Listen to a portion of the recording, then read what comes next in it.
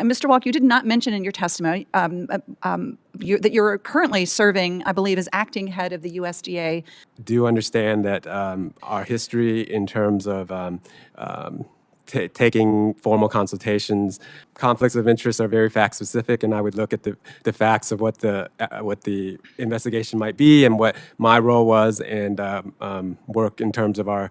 Did you catch that? A Senate hearing just got real. Senator Tina Smith didn't hold back when questioning the USDA Inspector General nominee about tribal relations, and what happened next was both uncomfortable and necessary. That admission about the USDA's failures, that promise not to fail again, this is the kind of accountability we rarely see on camera. Let's break down exactly what went down in this exchange and why it matters more than you think. Back. Thank you, Senator Smith. Thank you. Thank you, Chair Bozeman and Ranking Member Klobuchar, and welcome to all of our nominees today. Mr. Walk, I'm going to direct my questions to you today, and I want to start by asking you about tribal relations. So the United States of America has legal trust and treaty obligations to tribal nations, and all federal agencies have a responsibility to uphold these government-to-government relationships with tribes. As you know, this includes formal tribal consultation. USDA honestly doesn't have the best track record working with tribes, and I don't make this as a partisan comment because this has been true under Republican and Democratic administrations. And for many years, this committee has, in a very bipartisan way, instructed the department, regardless of who the president is, to do better in this regard. Mr. Walk, you did not mention in your testimony that you're currently serving, I believe, as acting head of the USDA Office of Tribal Relations. And so I'm interested in learning a bit more about your work in that role and how you see this important government-to-government relationship with tribal nations. Thank you, Senator. That's correct. About September, first week of September, I took over the acting responsibilities of the Office of Tribal Relations.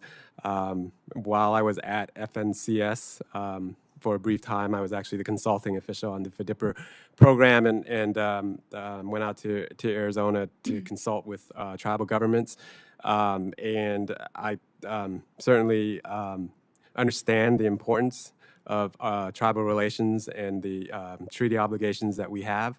In fact, just about 2 weeks ago, I accompanied the Deputy Secretary to Denver to consult with both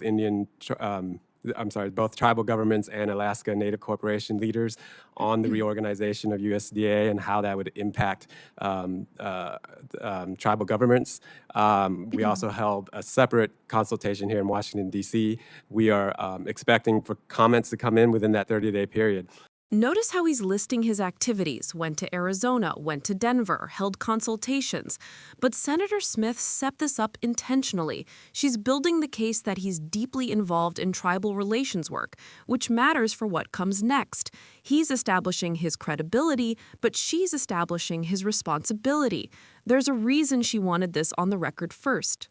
I do say that I am not expected to be the permanent lead in that office, but I have had conversations with our tribal liaisons and so forth, and do understand that our history in terms of taking formal consultations with the importance that it deserves has not been where it should be over time. I'm speaking in terms of USDA in general, Yep. And we do hope to address that. Well, I think that's important. And I want to just follow up. You mentioned the food distribution program, FDIPR, as we strangely call it.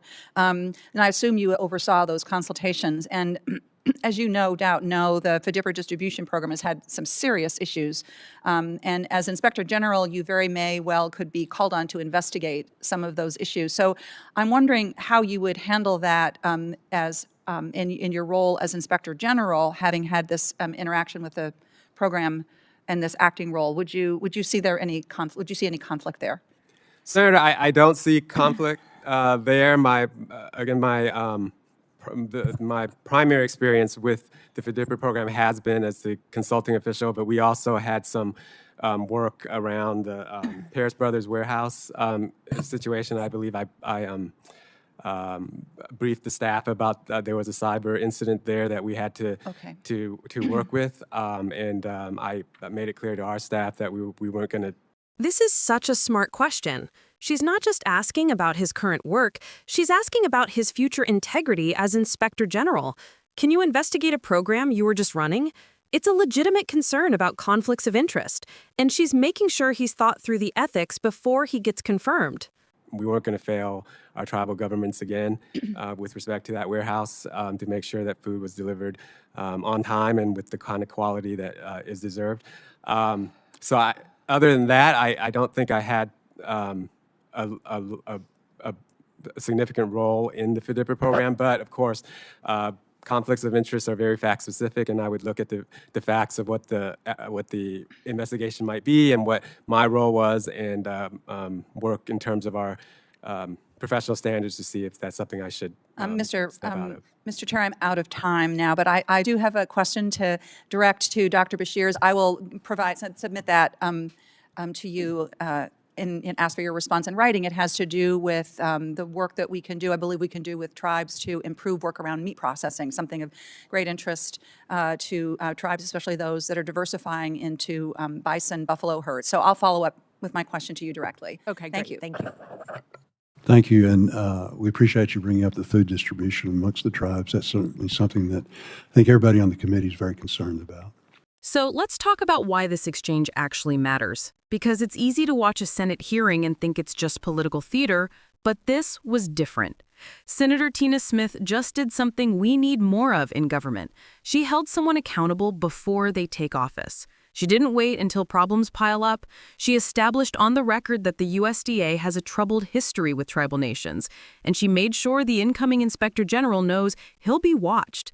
Here's the reality. Native American communities have been systematically failed by federal agencies for generations. Treaty obligations? Often ignored. Consultation requirements? Often treated as checkboxes. Food security programs? As we heard, they've had serious issues. When Mr. Walk admitted the USDA has not been where it should have been over time, that wasn't just bureaucratic speak. That's acknowledgement of real harm to real communities. But here's what gives me a sliver of hope. He said we weren't going to fail our tribal governments again. That statement is now on the public record. It's in the transcript, it's in the video. And if he's confirmed as Inspector General, he'll have the power and the responsibility to investigate those failures and hold the department accountable. The question is, will he? Will this be another empty promise, or will we actually see meaningful change? And here's my question for you in the comments. Do you think Senate hearings like this actually lead to real change, or are they just for show? Have you seen examples where holding nominees accountable before confirmation actually worked? And if you're from a tribal community or have connections to Native issues, what would you want to see from a USDA Inspector General? Drop your thoughts below. I'm reading every comment. And if you want to see more breakdowns of important hearings that don't get enough attention, hit that subscribe button. This is the kind of government oversight that affects real people's lives, and we need to keep watching. Thanks for watching, and I'll see you in the next one.